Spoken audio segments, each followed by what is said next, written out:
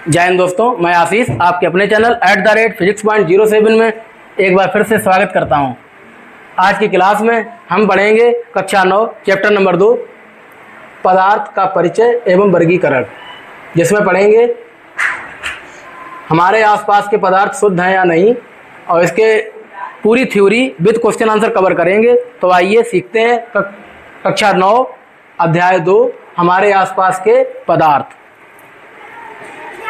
इसमें पहला भाग है पार्ट 1, जिसमें पदार्थ का परिचय एवं वर्गीकरण पढ़ेंगे, जिसमें आता है शुद्ध पदार्थ, प्योर मैटर, मिश्रण, समांगी एवं विषमांगी मिश्रण और उसको विद व्याख्या। आइए शुरू करते हैं। पहला टॉपिक पदार्थ का वर्गीकरण। शुद्ध पदार्थ क्या होता है? शुद्ध पदार्थ को किस प्रकार से डिफाइन करते हैं? ऐसे पदार्थ जो केवल एक ही प्रकार के कणों, परमाणुओं या अणुओं से मिलकर बने होते हैं उन्हें हम शुद्ध पदार्थ कहते हैं। वे पदार्थ जो एक ही प्रकार के कणों से बनते हैं, जैसे सोना या शुद्ध जल या ऑक्सीजन, ये सभी शुद्ध रूप में पाए जाते हैं। नेक्स्ट है अशुद्ध पदार्थ या मिश्रण।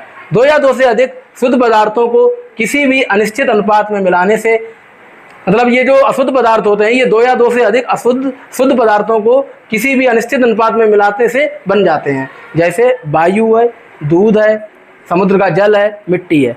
अब जैसे दूध है उसमें कहीं पानी ज़्यादा है या पानी कम हो रहा है तो वो कैसा हो जाएगा? अशुद्ध हो जाएगा। इस चार्ट के माध्यम से हम समझ सकते हैं कि पदार्थ यानी matter can it B physically separated. अगर इसे अलग अलग करते हैं, अगर यस है तो ये मिक्सचर बनता है। It is composition uniform, if yes then we get homogeneous mixture.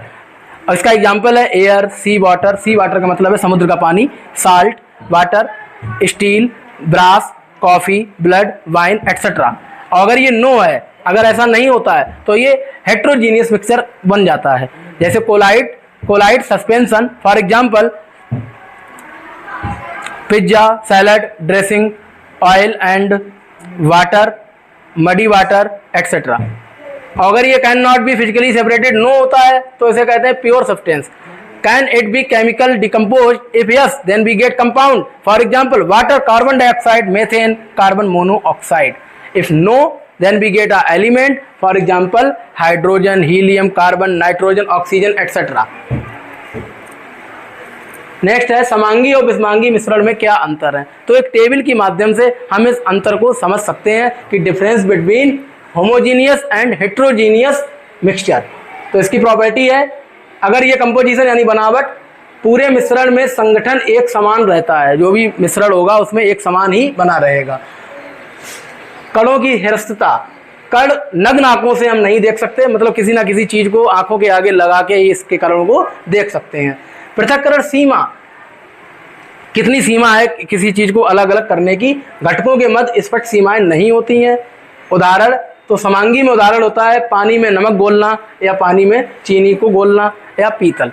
तो ये सभी जो मिश्रण हैं ये समांगी मिश्रण की कैटेगरी में आते हैं। इसी क्रम में हम पढ़ेंगे विषमांगी मिश्रण यानी हेट्रोजीनियस सिस्टम या हेट्रोजीनियस मिक्सचर।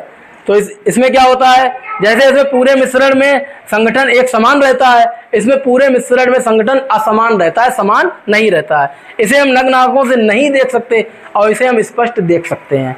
इसमें घटकों के मध्य स्पष्ट सीमाएं नहीं होती हैं, जबकि इसमें घटकों के मध्य स्पष्ट भौतिक सीमाएं होती हैं। इसमें पानी में नमक, चीनी का घोल या पीतल, और इसमें क्या उदाहरण में बालू और पानी। बालू को पानी मिला दो तो बालू नीचे बैठ जाएगा, पानी ऊपर बना रहेगा। बालू पानी में पूर्णतः घुलती नहीं है। तेल अगर पानी में मिलाओगे तो तेल की जो पतली फिल्म जैसी होती है वो ऊपर तैरती रहती है, तेल भी घुलेगा नहीं। और पानी का मिश्रण और किसी पानी का मिश्रण, तो ये इसके उदाहरण हैं किसके? समांगी और विषमांगी मिश्रण के, जिसमें हम जब इसके अंतर पढ़ेंगे। नेक्स्ट है विलयन, निलंबन और कोलाइड। विलयन क्या होता है? विलयन यानी सॉल्यूशन। दो या दो से अधिक पदार्थों का समांगी मिश्रण अगर है तो उसे हम विलयन कह सकते हैं। फॉर एग्जाम्पल जैसे नींबू पानी। निलंबन सस्पेंशन क्या होता है? विषमांगी मिश्रण जिसमें ठोस कण द्रव में घुलते नहीं हैं। इसमें जो ठोस के कण होते हैं वो द्रव में घुलते नहीं हैं। जैसे गंदा पानी, किसी पानी में मिट्टी आ रही हो या बालू घुली हुई हो तो उसमें आप देखते हैं बालू या मिट्टी पानी में आसानी से घुलती नहीं है। जब आप थोड़ी देर के लिए पानी को छोड़ देंगे तो वो मिट्टी है वो या बालू है वो नीचे बैठ जाएगी, पानी ऊपर निकल आएगा। इसके बाद कोलाइड, दिखने में समांगी परंतु वास्तव में विषमांगी मिश्रण होता है। जैसे दूध है, रक्त है, जो हमारा खून है, ब्लड, वो ये दिखने में तो कैसा होता है, समांगी होता है, लेकिन विषमांगी होता है। दूध में भी कुछ ना कुछ मिला होता है और रक्त में भी। टिंडल प्रभाव, टिंडल इफेक्ट, कोलाइड कणों द्वारा प्रकाश की किरणों का प्रकीर्णन करना, जिससे प्रकाश का मार्ग दिखाई देता है। जब प्रकाश के कण आगे की ओर बढ़ते हैं तो आपको प्रकाश का एक मार्ग दिखाई देता है कि प्रकाश इधर से आ रहा है या उधर से आ रहा। नेक्स्ट है तत्व और यौगिक, यानी एलिमेंट्स एंड कंपाउंड्स।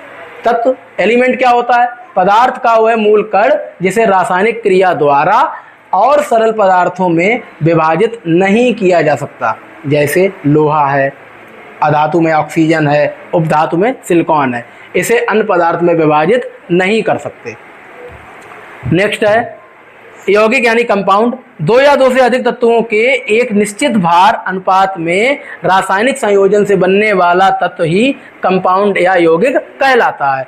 जैसे जल है, जल में ये बात निश्चित है कि 2:1 के अनुपात में ही वाटर तैयार होता है, जिसमें दो हिस्सा हाइड्रोजन का और एक हिस्सा ऑक्सीजन का। नमक है NaCl, इसमें Na होगा और Cl होगा। नेक्स्ट है इसके मुख्य अंतर क्या है, यौगिक के गुण उसके घटक तत्वों के गुणों से पूर्णतः भिन्न होते हैं, जबकि मिश्रण में घटकों के गुण बने रहते हैं, इसमें अलग होते हैं, इसमें बने रहते हैं। नेक्स्ट है भौतिक एवं रासायनिक परिवर्तन। भौतिक परिवर्तन यानी फिजिकल चेंज, ये कक्षा 7 में भी आप लोगों ने पढ़ा होगा। केवल भौतिक गुणों में परिवर्तन होता है और कोई नया पदार्थ नहीं बनता है। इस प्रकार का अगर परिवर्तन हो रहा है तो उसे हम भौतिक परिवर्तन कहते हैं, यानी फिजिकल चेंज कहते हैं। फॉर एग्जाम्पल, बर्फ अगर पिघल के पानी बन जाती है, ठीक है, जल का वाष्पीकरण, जल जो है जब वाष्प में परिवर्तित हो जाता है, तो इससे आप देख सकते हैं जब बर्फ पिघल के पानी बनती है, पानी से पुनः बर्फ बन जाती है, जल वाष्पीकरण होता है, वाष्प दोबारा पानी में कन्वर्ट हो जाती है, तो कोई नया पदार्थ नहीं मिल रहा है, वापस से वही पदार्थ दोबारा बन सकता है। तो इस प्रकार के परिवर्तन को हम भौतिक परिवर्तन कह सकते हैं। नेक्स्ट है रासायनिक परिवर्तन या केमिकल चेंज, यानी नए रासायनिक गुणों वाला नया पदार्थ बनता है। इस प्रकार के परिवर्तन अनुत्क्रमणीय परिवर्तन होते हैं, जैसे लोहे पे जंग लगना या कागज का जलना। जब कागज जल जाता है आपको पुनः वैसा ही कागज प्राप्त नहीं होता है। लोहे पे अगर जंग लग जाती है तो उसका कुछ भाग हटाना पड़ता है, उसी वजन का उतना ही लोहा प्राप्त नहीं होता है। अब कुछ परीक्षा संबंधी महत्वपूर्ण प्रश्न हैं जिनके आपको उत्तर देने हैं, जो आपके एग्जाम में पूछे जाएंगे। जैसे शुद्ध पदार्थ से आप क्या समझते हैं? शुद्ध पदार्थ वह है जो केवल एक ही प्रकार के कणों से मिलकर बना होता है तथा जिसके सभी कणों की रासायनिक प्रकृति मतलब केमिकल नेचर एक समान ही बना रहता है, जैसे शुद्ध सोना या डिस्टिल वाटर। ये जो हैं ये शुद्ध पदार्थ की कैटेगरी में आते हैं। नेक्स्ट क्वेश्चन है विलयन की सांद्रता यानी कंसंट्रेशन ऑफ सॉल्यूशन से आप क्या तात्पर्य है, से क्या तात्पर्य है? तो इसका उत्तर होगा किसी दिए गए विलयन के निश्चित द्रव्यमान या निश्चित आयतन में घुले हुए विलेय यानी सॉल्यूट की मात्रा को विलयन की सांद्रता या कंसंट्रेशन कहते हैं। नेक्स्ट क्वेश्चन, कोलाइडल विलयन के 3 प्रमुख गुण लिखिए। तो क्या क्या गुण होते हैं इसके? नंबर 1, यह एक विषमांगी मिश्रण होता है। ये कैसा मिश्रण होता है? कोलाइडी विलयन जो होता है वो एक विषमांगी मिश्रण होता है। नंबर 2, इसके कण इतने बड़े होते हैं कि प्रकाश की किरण को प्रकीर्णित कर देते हैं। इसके कण इतने बड़े होते हैं कि प्रकाश की किरण को क्या कर देते हैं? प्रकीर्णित कर देते हैं। इसे शांत छोड़ देने पर कण नीचे नहीं बैठते। इसे अगर आप थोड़ी देर के लिए छोड़ देते हैं तो इसके जो कण होते हैं वो नीचे तली में नहीं बैठते हैं। नेक्स्ट है क्वेश्चन, सोडियम क्लोराइड को जल के विलयन से पृथक यानी अलग करने की विधि क्या है? सोडियम क्लोराइड से जल को कैसे अलग किया जा सकता है? तो इस विधि को क्या कहते हैं? बाष्पीकरण या क्रिस्टलीकरण। इवेपोराइजेशन और क्रिस्टलाइजेशन विधि द्वारा सोडियम क्लोराइड को जल से पृथक किया जा सकता है। ये 2 विधियां हैं जिनसे सोडियम क्लोराइड से जल को अलग किया जा सकता है। नेक्स्ट है अति लघु प्रश्न जिसमें एक या 2 शब्दों से आपका उत्तर आता है। जैसे कमरे के तापमान पर द्रव अवस्था में पाई जाने वाली धातु कौन सी है? जो कमरे के तापमान पर द्रव अवस्था में जो धातु पाई जाती है उसका नाम है पारा यानी मरकरी, जिसका संकेत है Hg। नेक्स्ट है, कमरे के तापमान पर द्रव अवस्था में पाई जाने वाली अधातु कौन सी है? तो इसका उत्तर होगा ब्रोमीन यानी Br। नेक्स्ट क्वेश्चन है, वायु किस प्रकार का मिश्रण है? जो वायु होती है वो विभिन्न गैसों का मिश्रण है। तो ये अति लघु प्रश्न है जो एक एक नंबर में पूछे जाते हैं, ये उनके आंसर है। धन्यवाद, आशा करते हैं आपको आज की क्लास समझ में आई होगी। Thank you.